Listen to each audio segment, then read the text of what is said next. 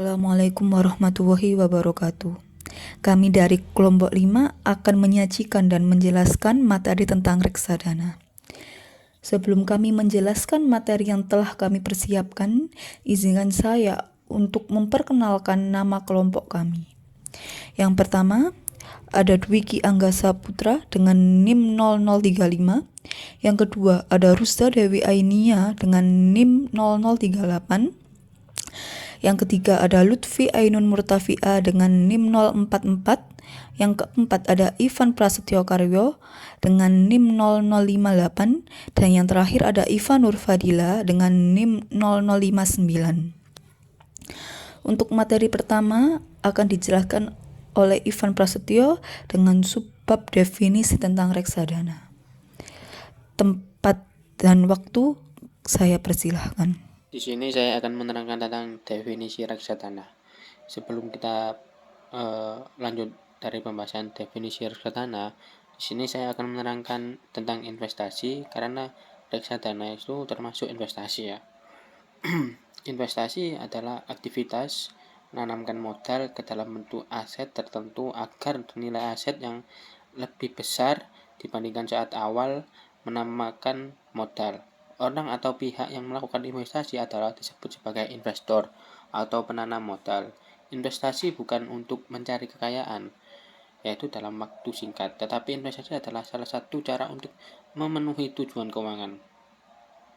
Investasi jadi salah satu aktivitas yang menjanjikan sebagai salah satu opsi untuk memperkuat kondisi finansial. Produk investasi yang bisa diakses oleh siapapun yang ingin memulai berinvestasi seperti saham, obligasi, deposito, emas atau logam, properti, asuransi, serta reksadana. Berbicara tentang reksadana, produk investasi yang merupakan salah satu produk yang paling populer, mudah dipahami dan cocok untuk investor pemula. Untuk selanjutnya saya di sini akan menerangkan apa sih reksadana itu. Reksadana adalah suatu alternatif investasi bagi masyarakat pemodal, khususnya pemodal kecil dan pemodal yang tidak memiliki banyak waktu dan keahlian untuk menghitung risiko atas investasi. Reksadana dirancang sebagai sarana untuk menghimpun dana dari masyarakat yang memiliki modal, mempunyai keinginan untuk melakukan investasi.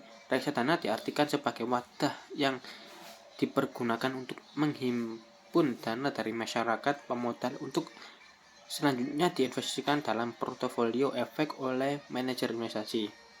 Untuk reksadana pun itu ada undang-undang.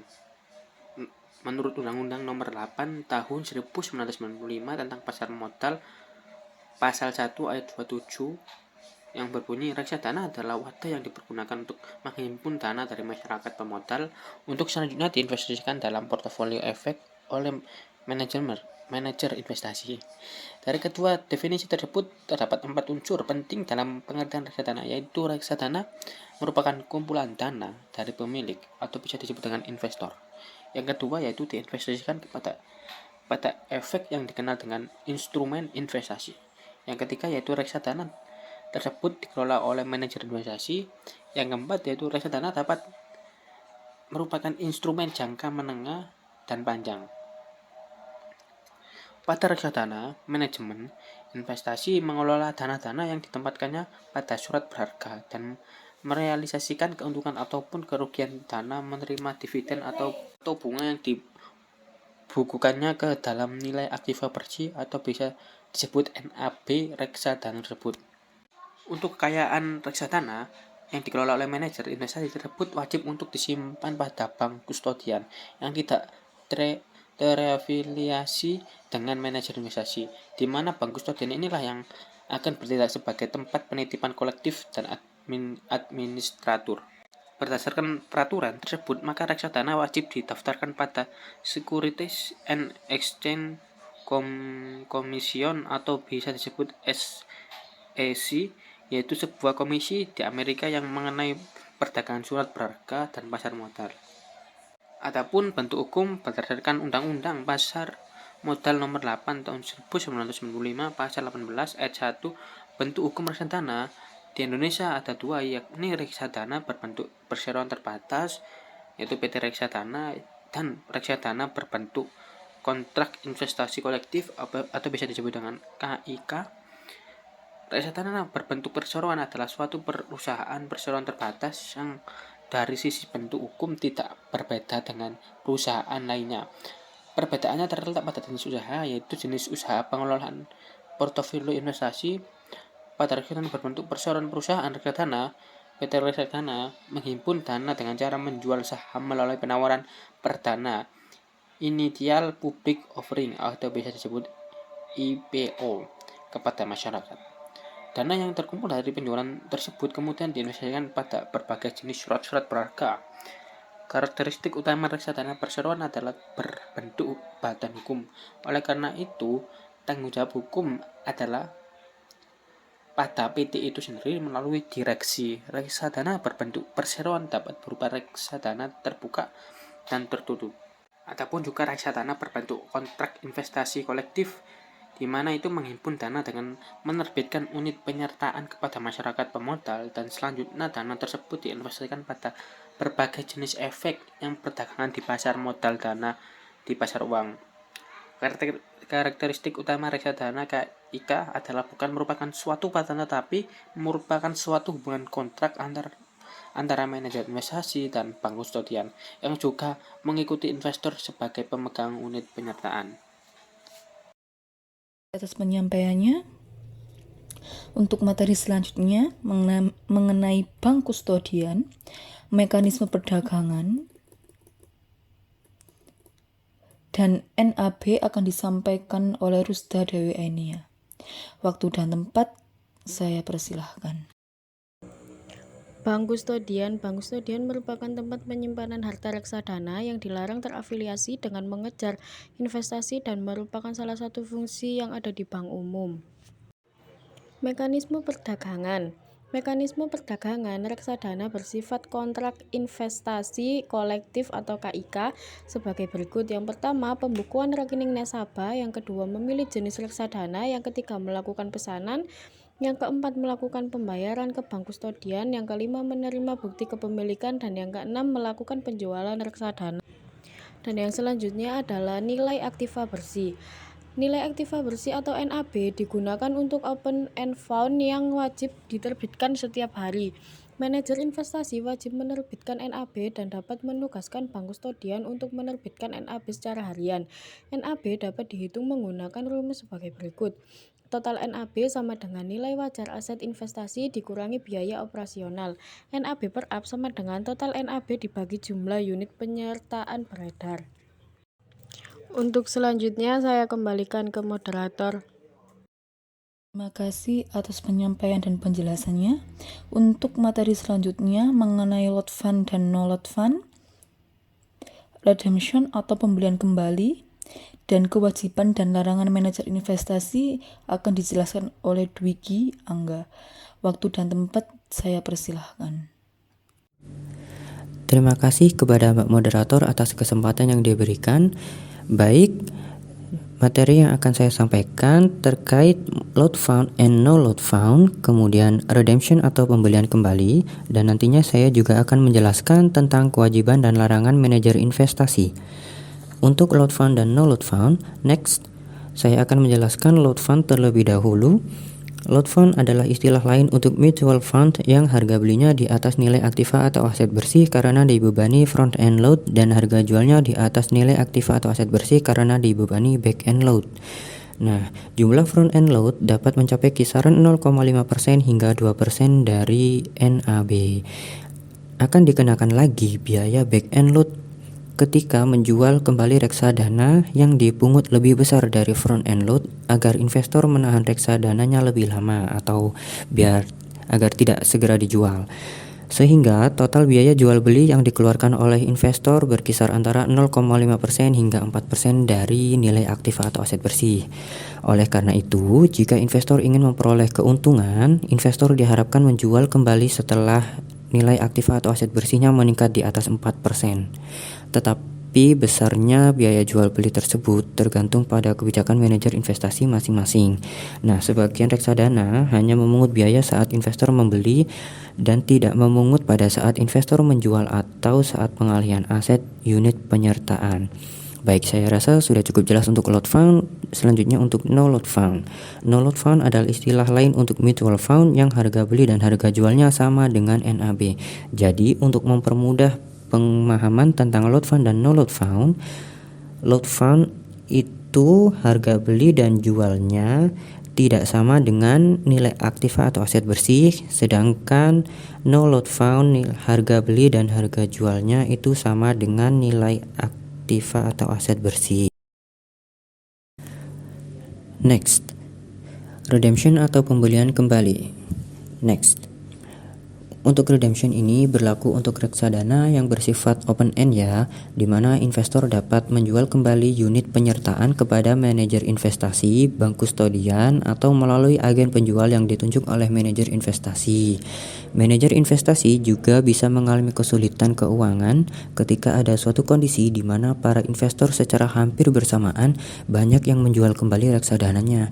Nah, dalam kondisi tersebut, manajer investasi berhak untuk mengatur jadwal redemption selambat-lambatnya 7 hari bursa sejak diminta penjualan kembali itu harus diselesaikan.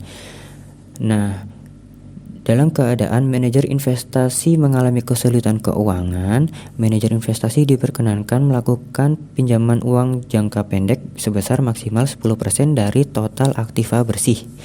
Setelah memberitahu Bapepam, manajer investasi dapat menginstruksikan kepada bank kustodian dan agen penjual untuk menolak pemulihan kembali atau pelunasan apabila terjadi hal-hal seperti berikut ini. Yang pertama, bursa efek di mana sebagian besar portofolio efek reksadana diperdagangkan ditutup. Yang kedua, perdagangan efek atau sebagian besar portofolio efek reksadana di bursa efek dihentikan. Kemudian yang ketiga, keadaan darurat.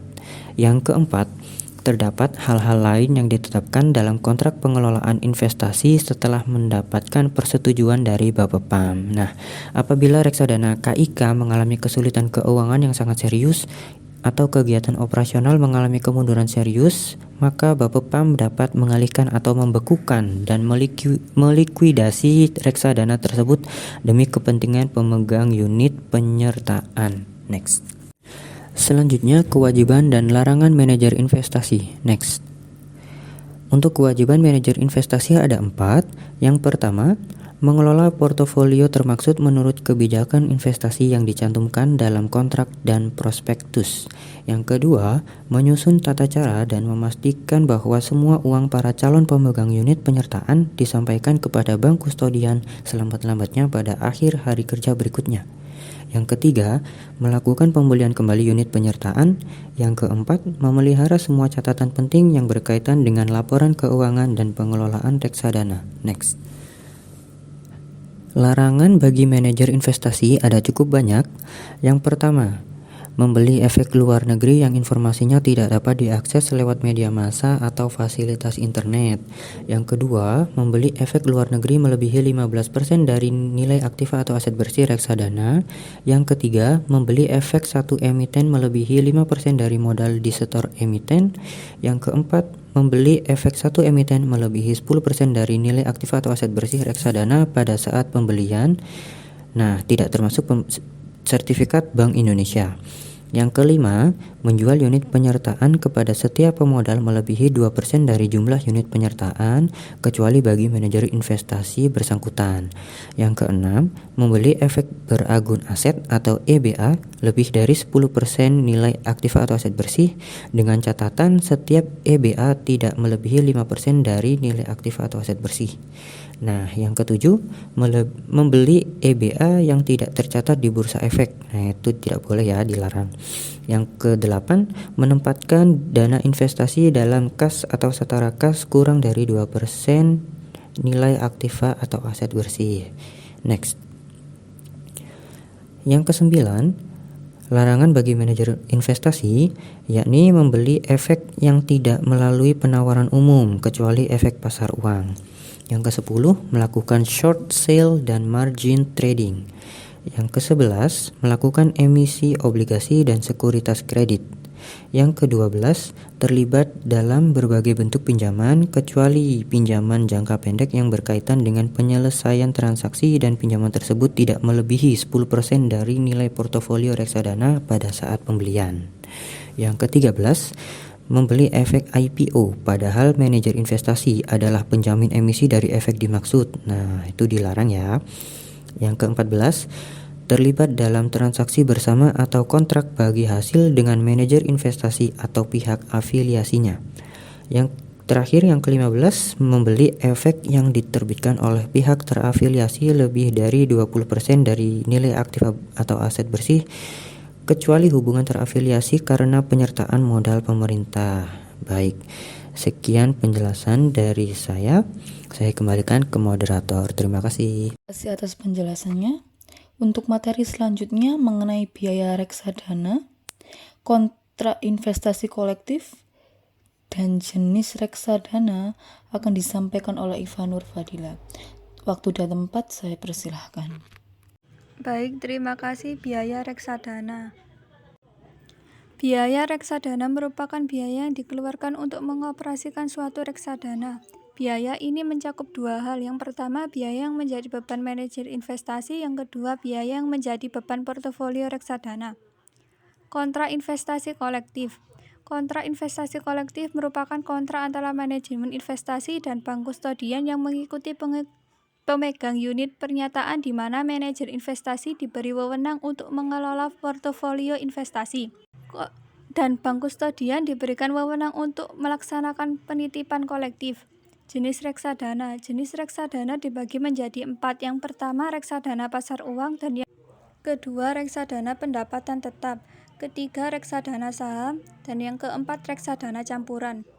Untuk selanjutnya saya serahkan ke moderator. Terima kasih atas penyajian dan penjelasan materinya.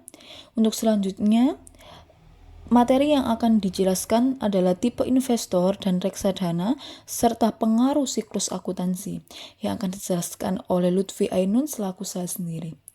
Materi yang akan saya jelaskan untuk yang pertama adalah tipe investor dan reksadana.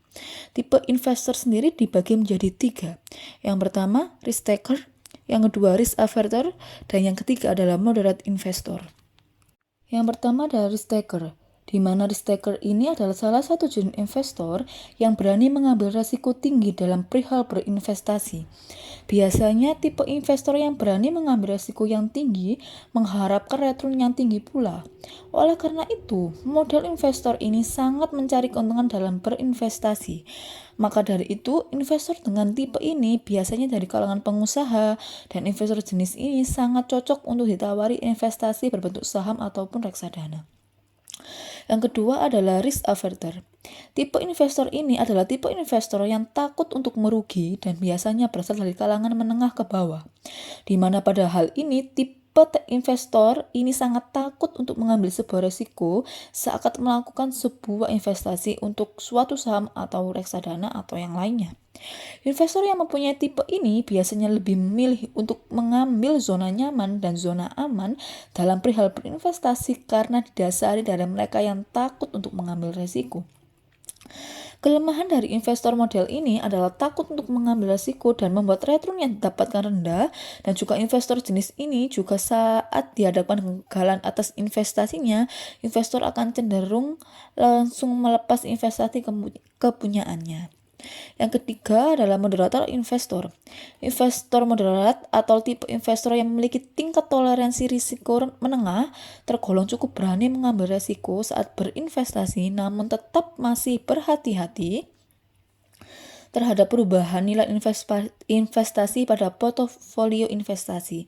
Dengan definisi tersebut bisa diasumsikan bahwa tipe investor yang seperti ini selalu berhati-hati dan lebih memilih untuk menganalisis terlebih dahulu untuk menghindari perihal yang tidak diinginkan. Selain itu, tipe investor yang seperti ini lebih cenderung menginginkan hasil return yang besar tapi tetap menjaga keamanan dalam berinvestasi. Selain itu, tipe investor ini menanamkan modalnya untuk jangka menengah dengan harapan timbal balik yang diperoleh dapat mencukupi kebutuhan finansial mereka yang lumayan besar di masa depan. Biasanya seorang investor moderat tidak langsung mencairkan dana investasi saat terjadi penurunan nilai. Materi kedua yang akan saya sampaikan adalah pengaruh siklus ekonomi, di mana memahami siklus ekonomi merupakan hal yang sangat penting bagi investor, karena dapat mengarahkan investor untuk melakukan pemilihan jenis saham dan melakukan pertukaran jenis efek yang diinvestasikan. Dalam hal ini, investor sangat penting untuk mengetahui bagaimana siklus ekonomi bergerak dan dengan hal itu, investor jadi lebih mudah untuk menganalisa apa yang akan dilakukan selanjutnya. Karena siklus akuntansi sendiri terdiri dari beberapa tahapan yang harus dijalankan oleh perusahaan secara berulang dalam mencatat, mengklasifikasikan, dan menyajikan informasi keuangan dalam laporan keuangan. Adapun beberapa tahapan-tahapan yang ada di siklus akuntansi, di antaranya yang pertama ada identifikasi transaksi, yang kedua analisis transaksi, yang ketiga pencatatan transaksi dalam jurnal, yang keempat posting buku besar, yang kelima menyusun neraca saldo dan jurnal penyesuaian, yang keenam penyusunan neraca saldo, penyesuaian dan laporan keuangan, dan yang ketujuh menyusun jurnal penutup. Dari semua perihal yang telah dijelaskan, adapun ada satu contoh kasus mengenai materi kami saat ini, mengenai resesi ekonomi yang pernah terjadi di Indonesia, di mana pada tahun 1998 terjadi resesi ekonomi, dan di tahun 1992 sampai 2000 Indonesia mengalami depresi ekonomi.